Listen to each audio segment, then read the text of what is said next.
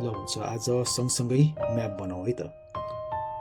एउटा चाहिँ यहाँ सुर्मा ताल बझाङमा पर्छ यहाँनिरबाट। अनि यो घोडाघोडी ताल एकदमै पपुलर छ कैलालीमा हैन। त्यसपछि यो बीचबाट अलिकति यता है त यहाँ चाहिँ रारा ताल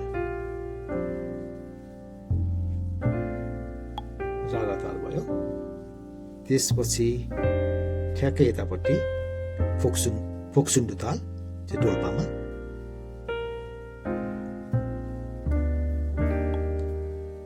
त्यसपछि मुस्ताङमा यहाँनिर चाहिँ दामोदर कुण्ड छ हैन। मुस्ताङ अनि तिलिचो चाहिँ मनाङमा पर्छ। यहाँनिर छ अलिकति थोरै तलपट्टि है त। यो हुनुलाई सबभन्दा हाइटमा भएको हो, तर बनाउँदाखेरि तलपट्टि बनाइन्छ किनभने यो हिमाल पहाडीको जिल्ला हो। यो हाइटमा पर्छ, यो कम हाइटमा पर्छ हैन। त्यसरी बुझ्नुपर्छ। तिलिचो। त्यसपछि यहाँनिर छ पोखराको भनौँ न हैन। यहाँ चाहिँ छ फेवा, रूपा थोरै माथि बनाइदिने अनि बेगना सेता बनाइदिने है त। यो चाहिँ पोखरामा छ, याद गरौँ हैन। त्यसपछि यहाँनिर चितवनमा चाहिँ कास्की जिल्ला भनौँ, यो चाहिँ माथिको चाहिँ यो तिनवटा, अनि तल चाहिँ चितवन जिल्लामा नन्द भाउजू। यो एकदम इन्ट्रेस्टिङ नेम छ। अनि अब चाहिँ 20,000 ताल है त।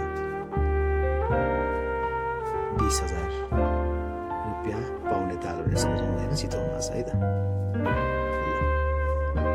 ओके, त्यस्तै गरेर यो 13 नम्बरमा काठमाडौँबाट माथिपट्टि यो 13औं भनौँ होइन, मैले बनाउँदैछु तालहरू। यो चाहिँ कुन होला त? पपुलर छ, यो पनि धेरै हाइटमा छ, रसुवाको गोसाइकुण्ड होइन। त्यसपछि आउँछ अर्को पपुलर सिन्धुपाल्चोकको 5 पोखरी। सिन्धुपाल्चोक तपाईँहरू जानुभएको छ होला 5 पोखरीमा होइन, यो पनि प्रख्यात छ सिन्धुपाल्चोक। त्यसपछि आउँछ छोरोल्पा भन्ने दोलखामा यहाँनिर है त। यस्तो ठ्याक्कै मुनि मैले चाहिँ धेरैचोटि यो एटलस हेरेर एकदम पर्फेक्ट म्याप बनाउँदैछु होइन। लोकेसनमा चाहिँ तलमाथि पर्दैन। तपाईँहरू चाहिँ अब इक्जाममा आउँदाखेरि अलिक ठुलो साइजमा बनाउँदा हुन्छ, किनभने एउटा मात्रै सोधिने हुन्छ। ठुलो साइजमा मजाले बनाउँदा हुन्छ है। यहाँ मैले धेरै भर्नु परेको भएर मैले सानो सानो बनाउँदैछु, धेरै ठुलो बनाएको छैन। अनि अर्को छ अब सोलुखुम्बुमा गोक्यो, इम्पोर्टेन्ट होइन, यो पनि इम्पोर्टेन्ट छ गोक्यो। मैले नाम लेखेको छैन किनभने मेरो भिडियो हेर्दै तपाईँहरूले नाम सम्झिँदै आफूले बनाउनु पर्ने हुन्छ। यो अलिकति ब्रेन स्ट्रोमिङ, अलिकति आफ्नो ब्रेनलाई च्यालेन्ज गर्नुपर्छ। एकदम प्यासिभ वेबाट पढ्न सकिँदैन यस्तो कुराहरू। त्यही भएर यो चाहिँ गङ्गासागर, नेपालमा एउटा मात्रै सागर छ, त्यो गङ्गासागर। वास्तवमा सागर होइन, पोखरी हो, ताल हो। तर यो चाहिँ जनकपुर भएको भएर, यो सीताको माइती भएको भएर यहाँ चाहिँ सागर भनिन्छ है, गङ्गा सागर भनेर गरिन्छ। यो चाहिँ जनकपुरमा। अनि माई पोखरी इलाम यहाँनिर छ भनेपछि माई पोखरी पनि इलाम भएकै ठाउँमा ठ्याक्कै बनाइदिइहाल्ने होइन। ठाउँ चिनेपछि कति सजिलो है। जनकपुरमा यो लगभग सबै नै इम्पोर्टेन्ट तालहरू अब कभर भइसक्यो।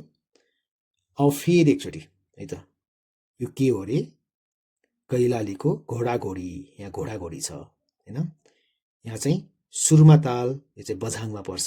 सुर्मा ताल मैले नाम लेखेको छैन, तपाईँहरूले नाम लेख्दै जानुहोस्, ड्र गर्दै जानुहोस्, एउटा आउटलाइन म्याप लिनुहोस् है त। त्यसपछि कहिले पनि भुल्नुहुन्न। यो चाहिँ रारा सबैभन्दा ठुलो ताल भयो।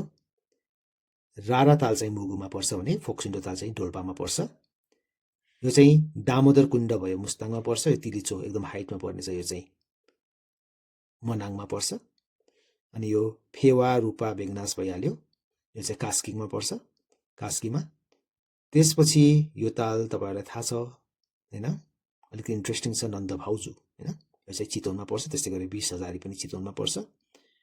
यो ताल काठमाडौँबाट सिधा माथि अलि हाइटमा छ, गोसाइकुण्ड चाहिँ रसुवामा पर्छ।